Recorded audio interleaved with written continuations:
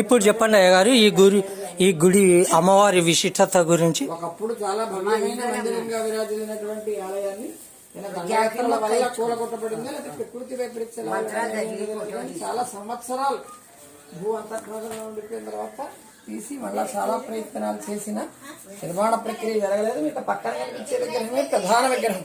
అంటే వెండి తాపడం చేయించిన చెక్క. ఏది ఈ పక్క చిన్నదే? చిన్నదండి. ఒకప్పుడు చెక్కవే ఉండేవి, రాత్రి ఉండేవి కాదు. బ్రహ్మంగారు అదే స్తబ్దుగా అడవిలోకి వెళ్తే కొన్ని సంవత్సరాలు గాలిస్తే గానీ ఒక చెట్టు దొరికేది కాదు. ఆ చెట్టుగా ఉండగా విగ్రహంగా మలచేవాడు. అలాగే పార్వతీదేవి కంటే కూడా ముందు ఆవిడ ప్రథమ రూపమైనటువంటి సతీదేవి కాలం నాటి పీఠాలు ఇవి అంటే దాదాపు సృష్టి ఆదిలో ఏర్పడ్డ పీఠాలు. ఈ గ్రామానికి కూడా ఈ ఆలయాన్ని వేసేస్తే పీఠాభాగం పడ్డ ప్రదేశం కాబట్టి పీఠికాపురం అని పేరు వచ్చింది. అలాంటి ఆలయాన్ని మళ్ళా తీసి అనేక ప్రయత్నాలు చేసినా నిర్మాణం జరగలేదని ఇక్కడ పర్వతశివ సన్నిధిలో కట్టారు. ప్రధాన క్షేత్రం ఇది. విద్యాపరంగా మంచిది, ఆవిడ శరీర భాగాలలో కూడా మంచిది. పీఠము అంటే కూర్చునే స్థానం, అందుకే పీఠికాపురం అని పేరు వచ్చింది. మరి అక్కడ